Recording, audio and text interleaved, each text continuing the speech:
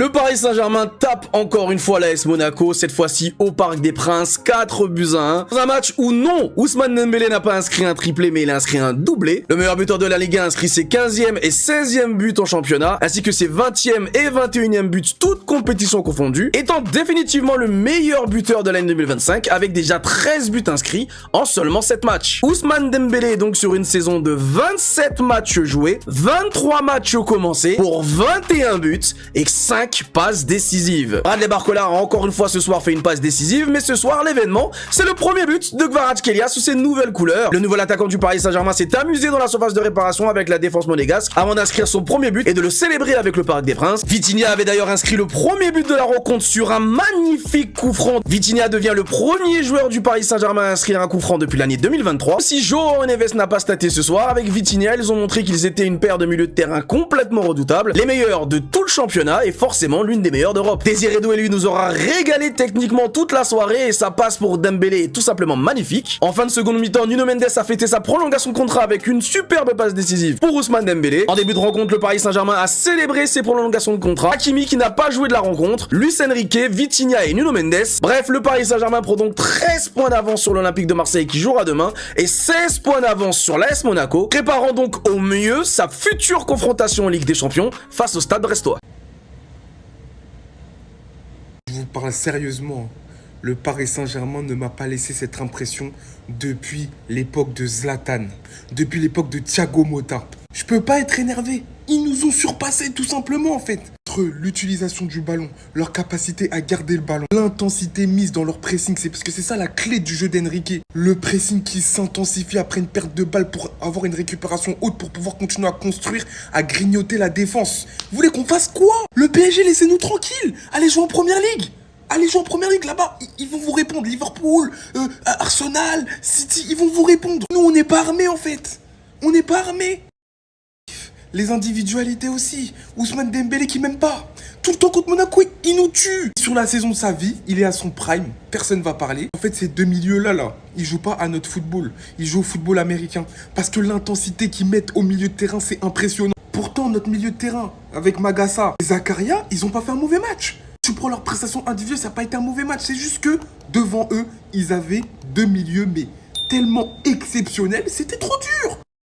Il y a Désiré Doué, qui a fait toutes les choses possibles et imaginables à Caio Henrique, qui n'arrive pas à retrouver son niveau depuis les croisés. Je sais pas si c'était la régène de Neymar, mais contre le coup du foot... Réveil, passeur décisif, magnifique. Pour qui? Pour sa concurrence, Maradona. Les gars, il met pas beaucoup de temps à s'adapter, hein. 2-3 matchs, ça suffit. Il rentre dans le collectif parce que c'est un joueur qui comprend le football. Et Luis Enrique, il les fait magnifiquement jouer au football. Nous, on va pas se mentir, je pense que si on avait 11 à Cliouche, on aurait pu faire mieux que ça. Parce que ce joueur-là, ce qu'il fait là, il est vraiment au-dessus du lot et tu le reçois. Mais à côté de lui, on a Minamino qui fait des passes au goal. On aura tout vu, hein, franchement. Après, cette intervention aussi de Pacho, elle est exceptionnelle. Ça pour vous dire, les gars, voilà, c'est dur. C'est dur. On peut rien faire.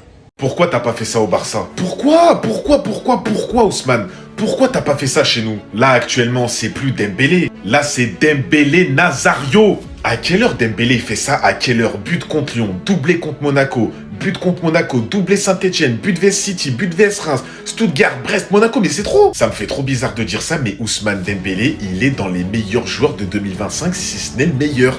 Sur ces 7 derniers matchs, Denbou, c'est 13 buts. Cette saison, regardez la saison d'Ousmane.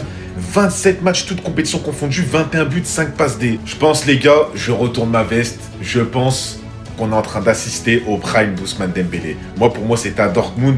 Mais là, vraiment, je crois que j'ai jamais vu une saison aussi régulière, aussi parfaite d'Ousmane Dembélé. Il est clairement injouable. Comme il avait dit dans la vidéo là, moi, ce jour-là, je me croyais injouable. Mais là, il est totalement injouable au PSG. Il a une confiance en son équipe, confiance en lui, confiance à ses frappes, confiance en ses gestes, en sa technique, en sa rapidité, en tout. Il est fluide. Ça va vite, ça va... c'est trop. Tu sens que là, il y a une amélioration au niveau du jeu, une amélioration mentale, une amélioration dans tout. En fait, moi, je pense, en vrai de vrai, hein, Ousmane Dembélé, je crois qu'il était fait pour la Ligue 1. Déjà, il avait tout explosé à Rennes. Après, il est parti, ça reste quand même un bon joueur. Voilà, il a quand même prouvé dans les autres championnats un minimum. Mais je pense qu'il était vraiment fait pour jouer en Ligue 1 et au PSG, vu qu'il est de base de banlieue parisienne. Je pense que vraiment son prime, il va être ici. Dites-moi ce que vous en pensez en commentaire, m'avance.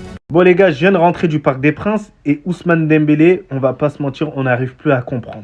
Voilà, je veux vous dire sincèrement ce que je pense de lui. Mais avant ça, je veux mettre au point quelques trucs parce que j'ai vu pas mal de collages de moi et Ousmane Dembélé, les propos que j'avais autrefois de lui. Tout ça pour vous dire, il n'y a pas histoire de train ou pas train. Ousmane Dembélé, il est bon sur le terrain, on va le dire. Il est mauvais sur le terrain, on va le dire. Là, il est bon sur le terrain. Il a réussi à mettre un doublé encore une nouvelle fois. Il a réussi à combler certaines lacunes. Alors pourquoi il y a énormément de personnes qui pensaient qu'il était finito et qui nous a mis dans l'erreur, et je m'inclus à l'intérieur. Est-ce que vous avez vu énormément de joueurs qui ont une caractéristique un peu brouillon, mais par la suite, à l'âge de 27, tout ça, arrivent à régler la mire? Il n'y a pas énormément. Et encore, je m'avance pas, Dembélé. Tout peut arriver. Peut-être que bon, c'était de la chance, tout ça. Mais même si je pense que là, il est en train de se réveiller et comprendre un peu plus les choses, quoi. Il faut tuer. Parce qu'actuellement, il a 27 matchs, 21 buts et 5 passes décisives. C'est le leader du Paris Saint-Germain. En plus, en faux numéro 9. Voilà, il est incroyable. Il fait beaucoup moins d'efforts, donc plus de lucidité dans sa finition. Donc en tout cas, Ousmane Dembélé, on sait tous que c'est une personne humble. Donc on lui souhaite tout le bonheur par la suite, bien évidemment. Vous le savez tous. Donc à tous les débiles qui font des collages de mes propos d'autrefois et maintenant d'Ousmane Dembélé, les gars, il y a un moment donné où remettez aussi les performances de Ousmane Dembélé à l'ancienne. Voilà, là, mes propos, ils ont toujours été à la hauteur des performances de Ousmane Dembélé. Voilà, c'est tout ce que vous me demandez, bah je le fais. Ça va? 16 buts.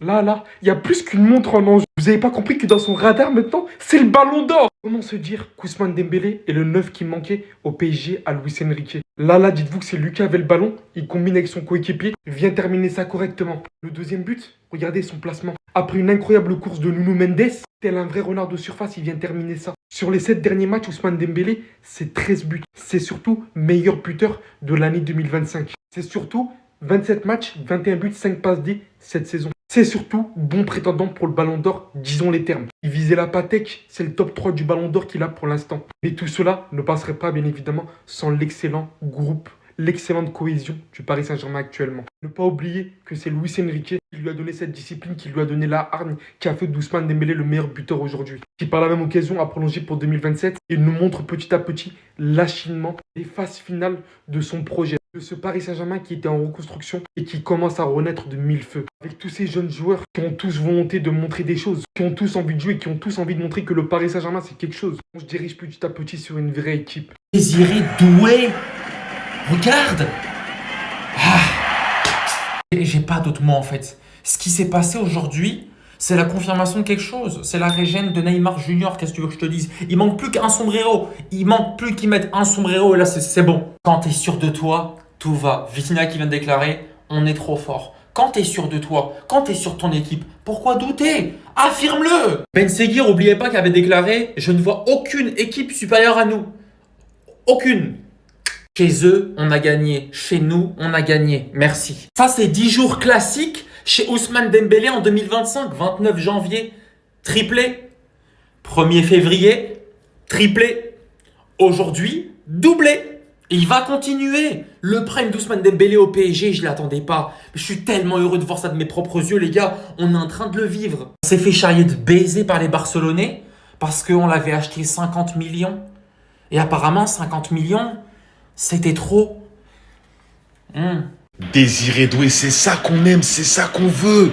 C'est ce genre d'action. Regardez. Là, il attend. Vous avez entendu la réaction des supporters quand on vous dit que c'est ce genre d'action qui nous fait frissonner. Les gars, c'est bien beau les passes, c'est bien beau le beau jeu, les 1-2, les passes à 10, mais au bout d'un moment, si dans le football, il n'y a pas ce genre d'action, tu vois, moi, aujourd'hui, c'est rare que je vois ce genre d'action. Je sais pas si vous allez être d'accord avec moi là, mais cette séquence-là, cette action de Désiré Doué avec le PSG ce soir, on aurait clairement dit les 1v1 sur YouTube. Les 1v1 entre les joueurs ultra techniques. Tu vois, quand il attend le défenseur là, ça m'a fait penser au 1v1. Ensuite, il lui met la virgule, le frérot, il sait plus où il est, la réaction des supporters, wow. Et là, voilà, il continue son chemin, mais tu vois, c'est ce genre d'action qui me manque, moi, personnellement. Et ça, aujourd'hui, qui est capable de le faire en vrai? Mais très peu de joueurs. Il n'y a plus Neymar, il n'y a plus de trucs. Et aujourd'hui, il y a que Désiré Doué, Yamal, Vinicius, allez, Rodrigo à la limite, mais c'est tout. Ce genre d'action, il n'y a plus personne qui est capable de le faire. Après, un autre truc, je vois des fois, ça fait des comparaisons avec Neymar, Désiré Doué. Faut doser. Neymar, c'était un génie. Un génialita pur. Lui, il est ultra technique. On va voir si ça confirme. Mais franchement, pour l'instant, je le kiffe. Franchement, au PSG, il fait kiffer dans son jeu. Tout d'abord, j'aimerais remercier le Portugal, un des meilleurs pays du monde. Un jour, j'irai là-bas, devenir maire d'une ville. Le Portugal, merci, obrigado, Vitinha, João Neves. Qui de Vitinha ou João Neves est le plus fort? J'en ai rien à battre. Les deux, ils sont dans mon club. On a eu aujourd'hui un latéral droit. Philippe Lam, il a regardé le match, il rêverait d'avoir son niveau. Daniel Alves, il a mort le seum. Vitinha, maestro. Il sait même marquer des coups francs. Il prolonge, d'abord, il monte son maillot comme ça et tout. Après, il marque des coups francs. Qu'est-ce qui arrive à mon club?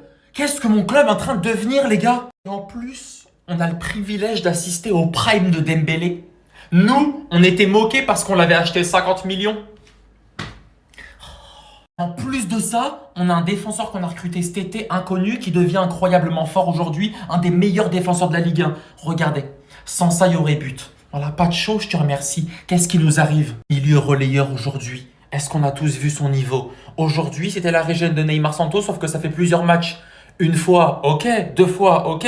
Là, ça commence à devenir quand même assez sérieux, cette histoire. Désiré Doué, je t'aime, mon frère. Mon frère d'amour. Un jour, on va se rencontrer, je te ferai un bisou. Qu'est-ce que je t'aime. En plus de ça, la prolongation de Luis Enrique, 2 ans de plus. La prolongation de Vitinha. Oh, ça fait plaisir. Achraf Hakimi. Oh. Et enfin, Nuno Mendes. Quelle journée!